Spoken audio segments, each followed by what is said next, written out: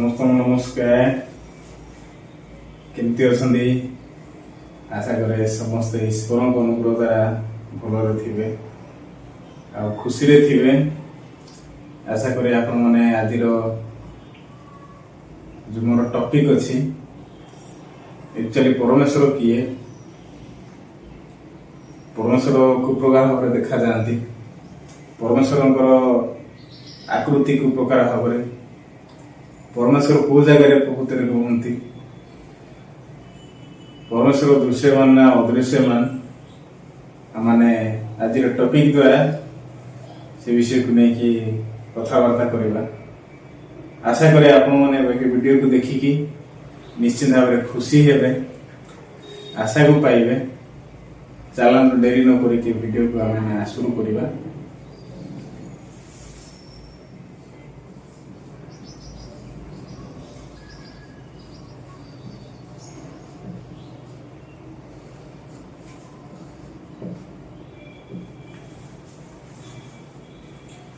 परमेश्वर परमेश्वर किए परमेश्वर सृष्टि विषय देखते हम चिंता करवा अनेक गुड़े प्रश्न प्रकृति आम प्रकृति आसूची जेहेतु परमेश्वर देखा जाऊना तो परमेश्वर देखा जाऊना कि परमेश्वर जहाँ सृष्टि कर प्रकृति देखी पार्छ जमी पृथ्वी सूर्य चंद्र तारा नक्षत्रगण पृथ्वी जेते आम देखुचु वायुमंडल गछ लता माछ पक्षी अनेक गुड़े जीव जंतु आम समस्त विषय को देखला आम पाखे गोटे क्वेश्चन आसुची जे परमेश्वर को प्रकार भाव देखा परमेश्वर को जगह रोच परमेश्वर एक्चुअली किए आम सृष्टिकर्ता कहले अनेक गुड़े लोक आम शिखीचे परमेश्वर होती दृश्यमान नुहति अदृश्यमान। हाँ बंधु यहाँ हूँ सत कथा किंतु परमेश्वर आम केमती प्रकृति जाना को प्रकार भाव मैंने परमेश्वर प्रकृति विश्वास कर चलतु मुझे मोर टॉपिक हूँ परमेश्वर किए परमेश्वर मनुष्य को प्रकार भाव सृष्टि कर चलता मैंने गोटे गोटे वीडियो माध्यम प्रकृति शिखा। आशा करी आपण मैंने वीडियो को देखिले निश्चित भाव में अल्प किसी ज्ञान प्रकृति पाइबे स्किप करेंगे शेष पर्यंत देखिए। आशा करे आपण शेष पर्यंत देखिए। चलतु आम मैंने परमेश्वर सृष्टि विषय प्रकृति शिखा। प्रथम विषय हूँ आपण जानी जे पृथ्वी रे धूली अच्छी ए धूली को जगह व्यवहार हो पार जानी कि धूली को जगह व्यवहार हो पार ना कि माटी प्रत्येक जगह व्यवहार हो पार कि धूली को जगह व्यवहार हो पार ना से धूली हूँ गोटे वस्तु जहाँकि अदरकारी वस्तु प्रकृति गणा जाए से धूली को लेकिन गोटे दिन परमेश्वर कौन कले कादुओ कले से कादुओ कला परमेश्वर गोटे मूर्ति को तैयारी कले से मूर्ति को प्रकार भाव तैयारी कराला परमेश्वर से मूर्ति को गोटे मनुष्यर आकृति नहीं प्रकृति से मूर्ति को प्रकृति तैयारी कले परमेश्वर ये मनुष्य को मनुष्यर आकृति नहीं से धूली द्वारा मूर्ति को तैयारी कले से समय मूर्ति तैयारी शेष है परमेश्वर केमती तैयारी कले हाथ तैयारी कले गोड़ तैयारी कले शरीर तैयारी कले नाक तैयारी कले पाटी तैयारी कले आखि तैयारी कले मुंड तैयारी कले तार चुट्टी तैयारी कले आउ शरीर भितर जेते भी हाड़ प्रकृति अच्छी सब भी से प्रकृति तैयारी कले। तो गोटे मूर्ति को यदि आम तैयारी करवा गोटे जगह रखा से मूर्ति रे केवे जीवन न थाए से मूर्ति बोली प्रकृति कहुए किंतु परमेश्वर जो मूर्ति को तैयारी कले से मूर्ति नासिका रंध्र रे फुंक देले आउ प्राणवायु प्रवेश कराइले लिखाई यहाँ हूँ शास्त्र बाइबल रे जहाँ लिखाई मुझे चाहे से मूर्ति रे ନାସିକା ରନ୍ଧ୍ରରେ ଫୁଙ୍କ ଦେଇକି ମନୁଷ୍ୟକୁ ଜୀବିତ ପ୍ରାଣୀ କରେଇଲେ ଲେଖାଯାଇଛି। ସେଥିପାଇଁ ପ୍ରଥମେ ପରମେଶ୍ୱର କଣ ଦ୍ୱାରା ତିଆରି କଲେ? ଧୂଳି। ତ ଧୂଳି ଦ୍ୱାରା ମୂର୍ତ୍ତିକୁ ପ୍ରକୃତିରେ ତିଆରି କରାହେଲା।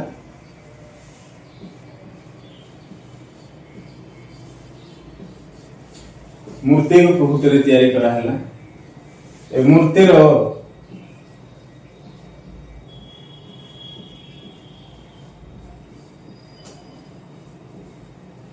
ନାସିକା ରନ୍ଧ୍ରରେ ଫୁଙ୍କ ଦିଆହେଲା। ତେଣୁ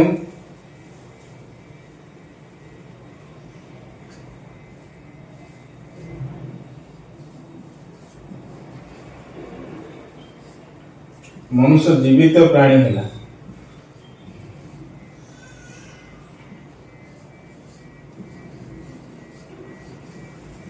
ମନୁଷ୍ୟ ଜୀବିତ ପ୍ରାଣୀ ହେଲା ବୋଲି ବାଇବଲ ପ୍ରକୃତିରେ କହୁଛି। ସେ ପ୍ରକାର ଭାବରେ ମନୁଷ୍ୟ ହୃଦୟରେ ଜୀବନ ପ୍ରକୃତିରେ ପରମେଶ୍ୱର ଦେଲେ।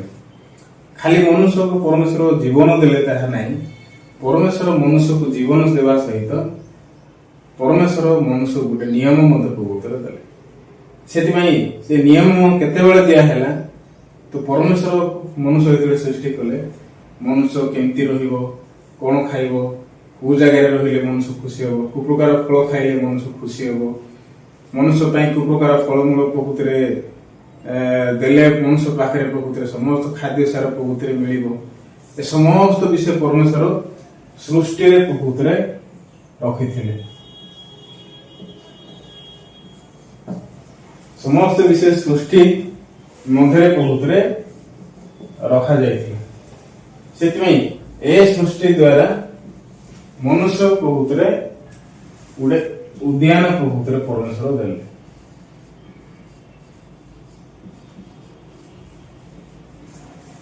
ଗୋଟେ ଉଦ୍ୟାନ ବୋଲେ ଆମେ କଣ ବୁଝିପାରିବା?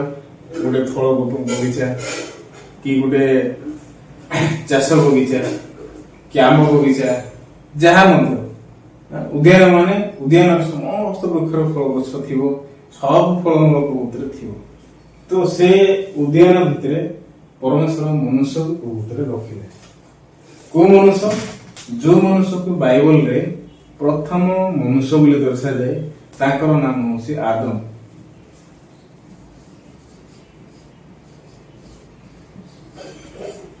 ତାଙ୍କର ନାମ ହଉଛି କଣ? ଆଦମ। ଏ ମନୁଷ୍ୟକୁ ନେଇକି ପରମେଶ୍ୱର ଏ ଉଦ୍ୟାନ ମଧ୍ୟରେ ପ୍ରକୃତିରେ ରଖିଲେ। ତ ଉଦ୍ୟାନ ମଧ୍ୟରେ ଯେତେବେଳେ ରଖିଲେ, ପରମେଶ୍ୱର କଣ କହିଲେ? ଉଦ୍ୟାନ ଭିତରେ ଯାହା ବି ତମେ ଫଳ ପ୍ରକୃତିରେ ଦେଖୁଛ, ଯାହା ମଧ୍ୟ ତମେ ଫଳକୁ ଦେଖୁଛ, ତମେ ସ୍ୱଚ୍ଛନ୍ଦରେ ଭୋଜନ କରିପାରିବ କହିଲେ। ସ୍ୱଚ୍ଛନ୍ଦରେ ମାନେ କଣ? ତମେ ଖାଇପାର। କିନ୍ତୁ ତ ଏ ଜାଗାରେ ପରମେଶ୍ୱର କାହିଁକି ଉଦ୍ୟାନ ମଧ୍ୟରେ ନିୟମ ଦେଲା ପରେ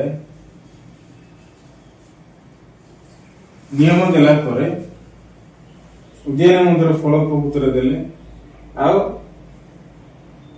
ଉଦ୍ୟାନ ମଧ୍ୟରେ ଯୋଉ ଫଳ ଦେଲେ, ସେ ଦୁଇଟା ଗଛ ଉଦ୍ୟାନ ମଧ୍ୟରେ ଲଗେଇଲେ।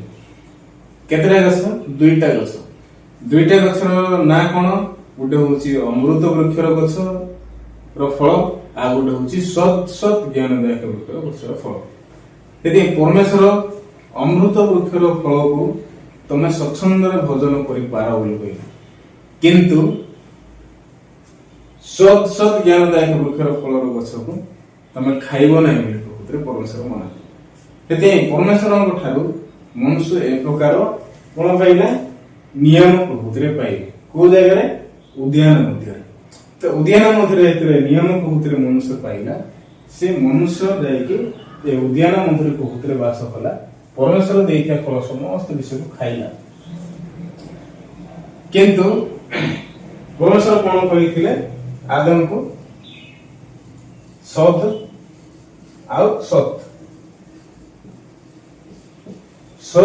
ସତ୍ ଏ ଫଳ ତମେ ଖାଇବ ନାହିଁ ବୋଲି ପରମେଶ୍ୱର କହିଥିଲେ। ଏ ଫଳ ଯୋଉ ଦିନ ତମେ ଖାଇବ, ସେହି ଦିନ ନିତାନ୍ତ ମରିବ ବୋଲି ପରମେଶ୍ୱର କହିଥିଲେ। ସେଥିପାଇଁ ପରମେଶ୍ୱର ଯେତେବେଳେ ମନୁଷ୍ୟ ସୃଷ୍ଟି କଲେ ଏ ପ୍ରକାର ଭାବରେ ସୃଷ୍ଟି କରିଥିଲେ। ଆଉ ପରମେଶ୍ୱର ଆଉ ମନୁଷ୍ୟ ଭିତରେ ବେଶୀ ଭଲ ସମ୍ପର୍କ ଥିଲା। ସେଥିପାଇଁ ମନୁଷ୍ୟ ଆଉ ପରମେଶ୍ୱରଙ୍କ ଭିତରେ ସଂଯୁକ୍ତ ଥିଲା। ତା ମାନେ ମନୁଷ୍ୟ ପ୍ରଭୁଙ୍କ ସହିତ ଜଡ଼ିତ ଥିଲେ। ପରମେଶ୍ୱରଙ୍କ ଦ୍ୱାରା ପ୍ରଭୁତ୍ୱରେ ମନୁଷ୍ୟ ଆଶୀର୍ବାଦ କରାଯାଇଥିଲା। ପରମେଶ୍ୱରଙ୍କ ଦ୍ୱାରା ମନୁଷ୍ୟ ଆଶୀର୍ବାଦ ପ୍ରାପ୍ତ ହେଇଥିଲା। ଆଶୀର୍ବାଦ ଜୀବନ ପ୍ରକୃତିରେ ମନୁଷ୍ୟ ବଞ୍ଚୁଥିଲା। କିନ୍ତୁ କେତେ ବର୍ଷ ବିତିଗଲା ପରେ କଣ ଘଟିଲା ଜାଣିଛନ୍ତି? ବାଇବଲରେ ଆଦି ପୁସ୍ତକ 3 ପର୍ବ ବୋଲି ଗୋଟେ ପୁସ୍ତକ ଅଛି। ସେ ପୁସ୍ତକରେ ହଠାତରେ ସର୍ପ ବାହାରିକି ଆସିଲା। ତ ସର୍ପ ହଉଛି ବାଇବଲରେ କିଏ ଜାଣିଛନ୍ତି? ବାଇବଲରେ ତାକୁ ଶୈତାନ ବୋଲି ପ୍ରଭୁତ୍ୱରେ ଦର୍ଶାଯାଏ। ତା ମାନେ ଶୈତାନ ସାପର ଶରୀରକୁ ବ୍ୟବହାର କରିକି କାହା ନିକଟକୁ ଆସିଲେ ଜାଣିଛନ୍ତି? ପ୍ରଥମ ମନୁଷ୍ୟ ଆଦମ। ପ୍ରଥମ ମନୁଷ୍ୟ ଆଦମ ନିକଟକୁ ପ୍ରଭୁତ୍ୱରେ ଶୈତାନ ପ୍ରଭୁତ୍ୱରେ ଆସିଲେ। ତ ଶୈତାନ ଯେତେବେଳେ ଆସିଲା କୋଉ ପ୍ରକାର ଫଳ ନେଇକି? ସତ୍ ଜ୍ଞାନଦାୟକ ବୃକ୍ଷର ଫଳ ନେଇକି ଆସିଲା। ସେଥିପାଇଁ ଶୈତାନ କେବେ ମଧ୍ୟ ଆଦମକୁ ପ୍ରକୃତିରେ ଠକି ପାରିବ ନାହିଁ। ଯେହେତୁ ଆଦମଙ୍କ ପାଖରେ ପରମେଶ୍ୱରଙ୍କ ନିୟମ ଅଛି, ଯେହେତୁ ନିୟମ ଅଛି, ସେଥିପାଇଁ ଶୈତାନ କେବେ ମଧ୍ୟ ଆଦମକୁ ଯାଇକି ସିଧା ସଳଖ ଫଳ ଦେଇପାରିବ ନାହିଁ। କୋଉ ଫଳ? ସତ୍ ଜ୍ଞାନଦାୟକ ବୃକ୍ଷର ଫଳ। ସେଥିପାଇଁ ଶୈତାନ ଦେଖିଲା କୋଉ ଲୋକକୁ ପ୍ରକୃତିରେ ଠକିଲେ ଭଲ ହବ, କାହାକୁ ଠକିଲେ ପ୍ରକୃତିରେ ମନୁଷ୍ୟ ପ୍ରକୃତିରେ ଠକି ହବ, କିଏ ଦେଲେ ମୋର ଫଳ ପ୍ରକୃତିରେ ବେଶୀ ସହଜରେ ଗ୍ରହଣ କରିବ, এই ବିଷୟକୁ ନେଇକି ଶୈତାନ ଭଲ ଚିନ୍ତା କରି ସାରିଥିଲା। ସେଥିପାଇଁ ଦେଖିଲା ଆଦମଙ୍କ ଭିତରେ ପରମେଶ୍ୱରଙ୍କର ନିୟମ ଅଛି। କିନ୍ତୁ ଆଦମ ଯେତେବେଳେ ସୃଷ୍ଟି ହେଲେ, ପରମେଶ୍ୱର ଯେତେବେଳେ ଆଦମକୁ ସୃଷ୍ଟି କଲେ, ଆଦମଙ୍କ ସହିତ ବଞ୍ଚିବା ପାଇଁ ଆଦମକୁ ଗୋଟେ ସଙ୍ଗିନୀକୁ ଦେଇଥିଲେ। ତ ସେ ସଙ୍ଗିନୀର ନାମ କଣ ଜାଣିଛନ୍ତି? ସେ ସଙ୍ଗିନୀର ନାମ ହଉଛି ହବା।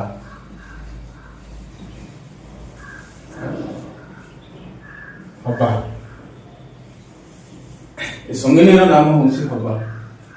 ହବାର ସେଥିପାଇଁ ଏହାକୁ ନାରୀ ବୋଲି ପ୍ରଭୁତ୍ୱରେ କୁହାଯାଏ। ଏହାକୁ ନାରୀ ବୋଲି ପ୍ରଭୁତ୍ୱରେ କୁହାଯାଉଛି। ସେଥିପାଇଁ ଶୈତାନ ଯେତେବେଳେ ଆସିଲା,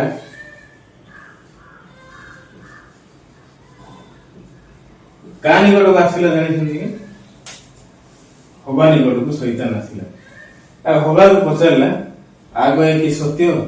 ଉଦ୍ୟାନର ଯେକୌଣସି ବୃକ୍ଷର ଫଳ ଖାଇବାକୁ ପରମେଶ୍ୱର ତୁମମାନଙ୍କୁ ନିଷେଧ କରିଆସନ୍ତି? ନାରୀ କଣ ଉତ୍ତର ଦେଲେ? ହଁ, ପରମେଶ୍ୱର କହି ଆସନ୍ତି ଉଦ୍ୟାନର ସମସ୍ତ ବୃକ୍ଷର ଫଳ ତୁମେ ଖାଇପାର, ମାତ୍ର କେବଳ ଉଦ୍ୟାନର ମଧୁସ୍ଥିର ବୃକ୍ଷର ଫଳ ବିଷୟରେ ପରମେଶ୍ୱର କହି ଆସନ୍ତି ତମେ ଯେଉଁଦିନ ଖାଇବ ସେଦିନ ନିତାନ୍ତ ମରିବ, ତମେ ଖାଇଲେ ବି ମରିବ, ଛୁଇଁଲେ ବି ମରିବ। ଏଇଟା ଯେତେବେଳେ ହବା ପ୍ରକୃତିରେ ସର୍ପକୁ କଥା କହିଲେ, ସର୍ପ ବସି ଭଲରେ ଜାଣିଲେ। ତା ମାନେ ତା ପୂର୍ବରୁ କଣ କହିଥିଲି? ସର୍ପ ମାନେ କିଏ? ଶୈତାନ। ସେଥିପାଇଁ ଶୈତାନ ସର୍ପ ଦ୍ୱାରା ହବା ସହିତ କଥା ହେଲା। ହବା ପାଖରେ ଯେହେତୁ ବାକ୍ୟ ପ୍ରକୃତିରେ ନାହିଁ, କଣ ନାହିଁ? ବାକ୍ୟ। ଯେହେତୁ ପରମେଶ୍ୱର ଦେଇଥିବା ଯେହେତୁ ବାକ୍ୟ ନାହିଁ, ସେଥିପାଇଁ ନାରୀ ହବା, ଆମେ ଯାହାକୁ ନାରୀ କହୁଛୁ ସେ ହଉଛି ହବା। এই হবা শৈতান দ্বারা প্রভুত্রে ঠকা গলা।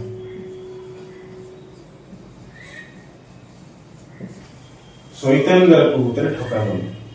তো হবা যেতବେଳେ শৈতান দ্বারা প্রভুত্রে ঠকা গলা, ইয়ে ফলକୁ ଖାଇଲେ।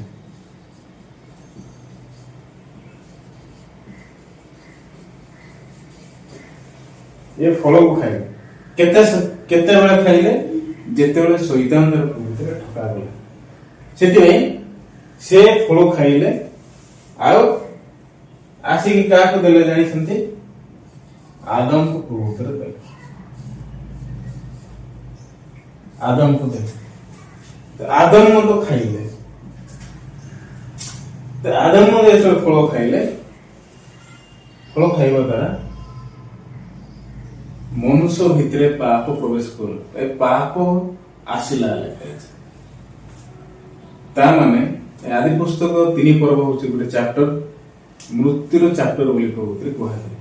ତା ମାନେ ସେ ସମୟରେ ମନୁଷ୍ୟର ପ୍ରଭୁତିରେ ମୃତ୍ୟୁ ପ୍ରଭୁତିରେ ଆରମ୍ଭ ହେଲା। ସେଥିପାଇଁ ଆଦି ପୁସ୍ତକ 3 ପର୍ବରେ ମନୁଷ୍ୟ ଜୀବନରେ ମନୁଷ୍ୟର ହୃଦୟରେ ପାପ ପ୍ରବେଶ କରିଅଛି। କଣ ପ୍ରବେଶ କରିଅଛି? କି ଫଳ ଖାଇବା ଦ୍ୱାରା? ସତ୍ ସତ୍ ଜ୍ଞାନଦାୟକ ବୃକ୍ଷର ଫଳ ଖାଇବା ଦ୍ୱାରା ମନୁଷ୍ୟ ଆଦମ ଆଉ ହବାଙ୍କ ଭିତରେ ପାପ ପ୍ରଭୁତିରେ ପ୍ରବେଶ କରୁଛି। ଏ ପାପ ପ୍ରଭୁତିରେ ପ୍ରବେଶ କଲା। ପାପ ଯେତେବେଳେ ପ୍ରବେଶ କଲା, ମନୁଷ୍ୟ କଣ ହେଲା?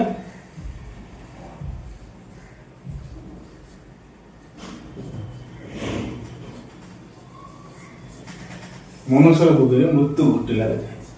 ତା ମାନେ ମନୁଷ୍ୟ କଣ ହେଇଗଲେ? ମୃତ୍ୟୁକୁ ସାମ୍ନା କଲେ। ସେଥିପାଇଁ ଏ ପ୍ରକାର ଭାବରେ ପୃଥିବୀରେ ପାପ ପ୍ରଭୁତିରେ ପ୍ରବେଶ କଲା। କିନ୍ତୁ ଲୋକମାନେ ପାପ କଣ କହୁଛନ୍ତି? ଚୁରି କରିବା ପାପ, ଲୋଭ କରିବା ପାପ, ପାପ ଚିନ୍ତା କରିବା ପାପ, କୁଦୃଷ୍ଟି ରଖିବା ପାପ। ଲୋକ ଏଇଟାକୁ ପାପ କହୁଛନ୍ତି। ଏଇଟା ହଉଛି ପାପ ନୁହଁ, ଏଇଟା ହଉଛି ଗୋଟେ ଲକ୍ଷଣ ପାପର। ଏଇଟା ହଉଛି ପାପର ଲକ୍ଷଣ। ସେଥିପାଇଁ ଲୋକମାନେ ପାପ କହିଲେ ଏଇଟାକୁ ପାପ ପ୍ରଭୁତିରେ ଦର୍ଶାଉଛନ୍ତି, କିନ୍ତୁ ସେଇଟା ପାପ ନୁହଁ, ସେଇଟା ହଉଛି ଅପରାଧ। ପାପ କଣ? ପାପ ହଉଛି ପରମେଶ୍ୱର ଦେଇଥିବା ମନୁଷ୍ୟ ପାଖରେ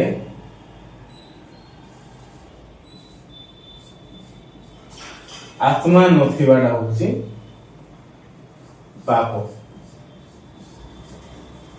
ତ ମନୁଷ୍ୟ ପାଖରେ କଣ ନଥିବାଟା ପାପ ଜାଣିଛନ୍ତି?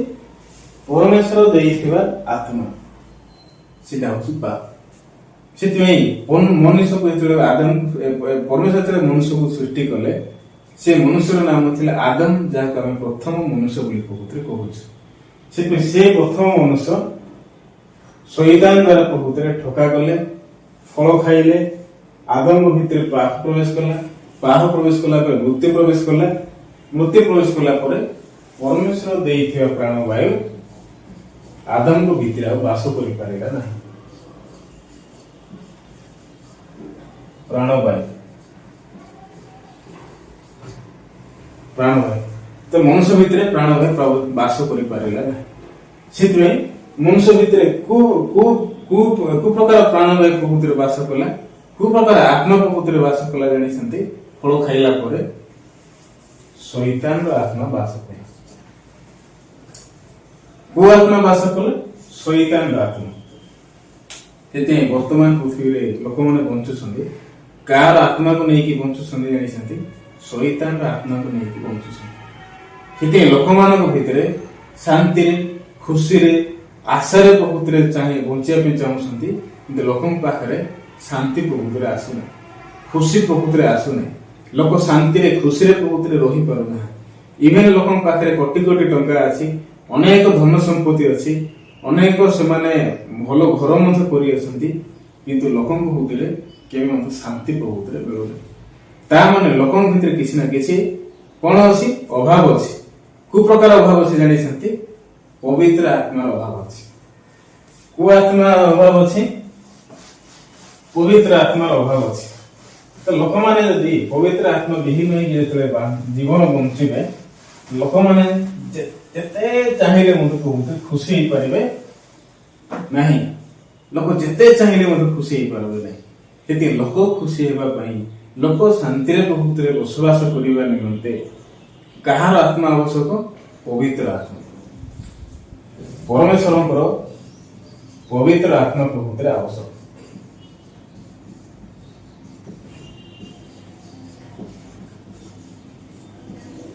କାହାର ଆତ୍ମା ଆବଶ୍ୟକ?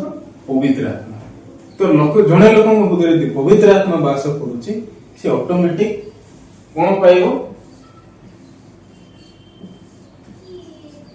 ଖୁସି ପାଇବ, ଶାନ୍ତି ପାଇବ,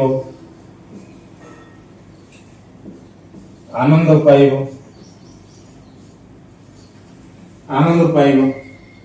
ସମସ୍ତ ସମସ୍ୟାରେ ପ୍ରଭୁତିରେ ବିଶ୍ରାମ ପାଇବ।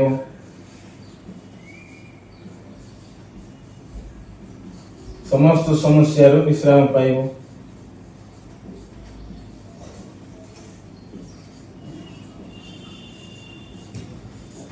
ସମସ୍ତ ସମୟରେ ବିଶ୍ରାମ ପାଇବ।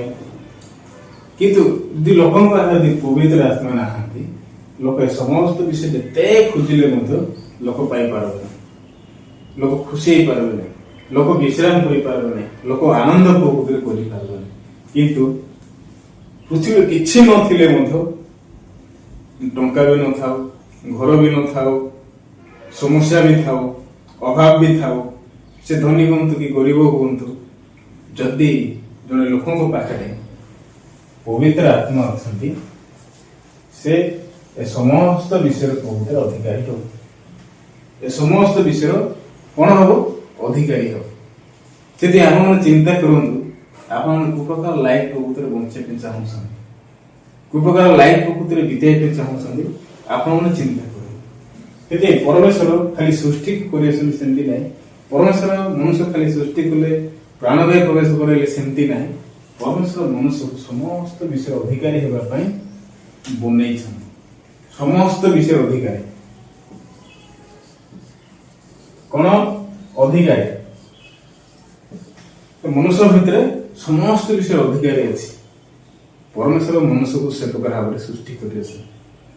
ସେଥିପାଇଁ ମୁଁ ଆଶା କରେ ଆପଣମାନେ ଆଜିର ଭିଡ଼ିଓକୁ ଦେଖିକି ନିଶ୍ଚିନ୍ତ ଭାବରେ ଖୁସି ପାଇଥିବେ, ଆଶା ପାଇବେ, ନିଶ୍ଚିନ୍ତ ଭାବରେ ପରମେଶ୍ୱରଙ୍କର କିଛି ଜ୍ଞାନ ପ୍ରକୃତିରେ ପାଇଥିବେ। ଆଉ ନିଶ୍ଚିନ୍ତ ଭାବରେ ପରମେଶ୍ୱର ପ୍ରକୃତିରେ କିଏ, ସେଟା ମଧ୍ୟ ଆପଣମାନେ ଅଳ୍ପ ଜ୍ଞାନ ପ୍ରକୃତିରେ ପାଇଥିବେ। ନେକ୍ସଟ ଭିଡ଼ିଓରେ ମୁଁ ଆପଣମାନଙ୍କ ସହିତ ଦେଖା କରିବି। ଆଜିର ଭିଡ଼ିଓରେ ମୁଁ ରହୁଛି। ସମସ୍ତଙ୍କୁ ନମସ୍କାର, ଧନ୍ୟବାଦ।